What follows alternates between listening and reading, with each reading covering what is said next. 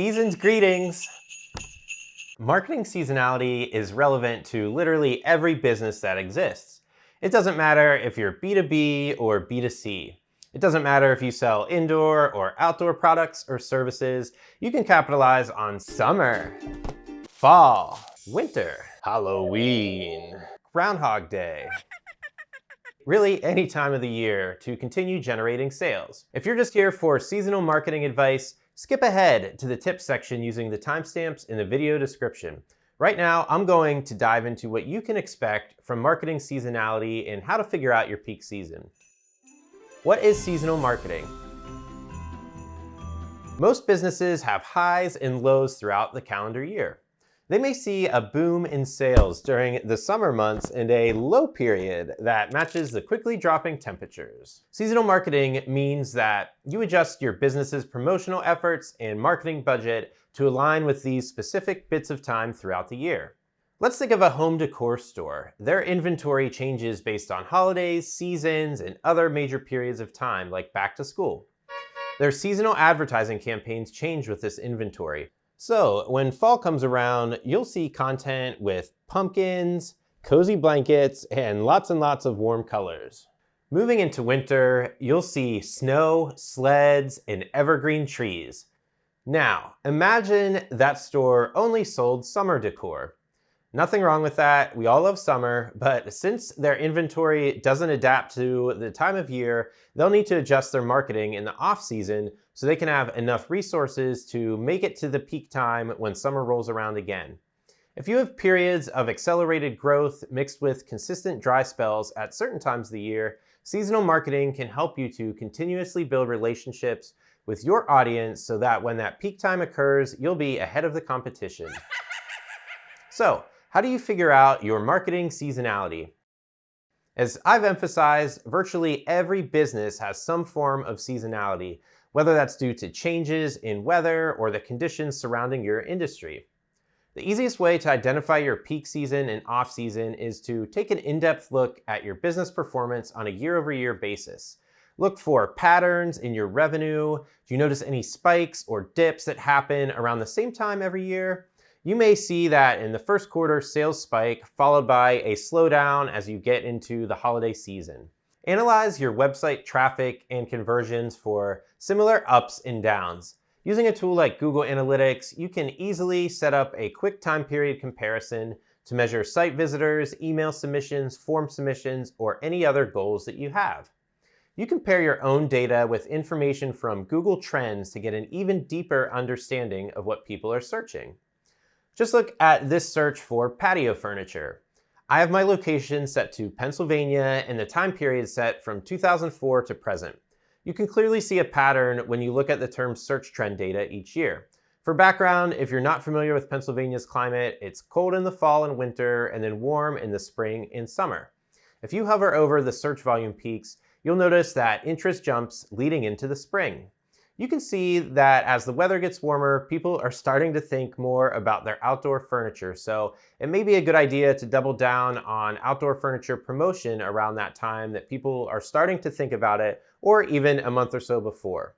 You can use Google Trends to evaluate different search terms and their popularity, so you can decide what content you should be working on and when. After you've identified trends, you can start making a seasonal marketing plan. We've got some tips to help you do that. Use your downtime to work on big projects. The best time to start a major project is when you don't have a lot on your plate. Use your marketing seasonality to your advantage and save any of those mega projects for when things settle down a little bit. Freshen up your website with a redesign or do a complete SEO audit of your site. Redirect or remove obsolete pages and shoot awesome videos like these that you've been meaning to shoot. Also, make sure your website is prepared to handle all of that awesome traffic that will come later so you don't experience a crash or other technical issues at a pivotal time. All that leads me to my next point. Market your business in the off-season. Don't just completely drop off the face of the earth once your busy season is over. Continue to form relationships with your audience through your marketing so that when the time's right, they're ready to come back to you. You don't want people to forget about you in the month or quarters that they're not as interested in your products or services. Continue to post on social media, send out email newsletters to your loyal customers, or even suggest that they purchase now when maybe the price is a little bit lower. Create content for your website so it will be there when people need it.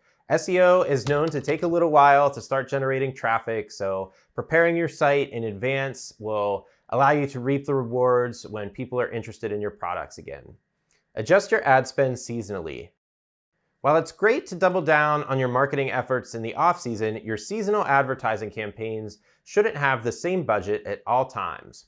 How you choose to spend your ad budget is totally up to you. If you want to save money while business isn't as strong, invest your time in non-paid strategies like SEO, content marketing, or social media marketing.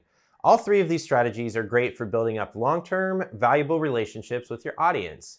You can develop ad campaigns whenever you want, but be mindful that you might want to allocate a portion of your budget specifically to your peak season. If you're advertising with Google, you can use AI to help adjust your campaigns for marketing seasonality. Your ad copy should also align with your business's calendar, and more on that next. Create content aligned with special events and time periods. Think of the auto industry. In areas where winters are cold and snowy, people usually buy snow tires before any big storms come through, or at least they should. If we look at Google Trends data for snow tires in the US, interest tends to go up later in the year, peaking somewhere in November or December. If snow tires are your big seller this time of year, you'd want your seasonal marketing to focus on them. Start in September, encouraging people to get ahead of the storm, figuratively and literally, and push ahead before cold weather even makes an appearance. Even if your inventory stays the same throughout the year or your services don't change much, create content around different holidays and time periods. If you sell outdoor furniture, encourage people to buy it as a thoughtful gift for a loved one on Christmas. Do you manage a daycare and see less enrollment during the summer?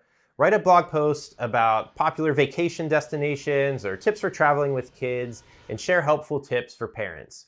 As long as what you create is helpful and relevant to your business, your audience will definitely appreciate it. And we appreciate you for sticking around to the end of this video. To keep learning about marketing seasonality and all things digital marketing, subscribe to our YouTube channel and Revenue Weekly, our email newsletter. We'll see you next time.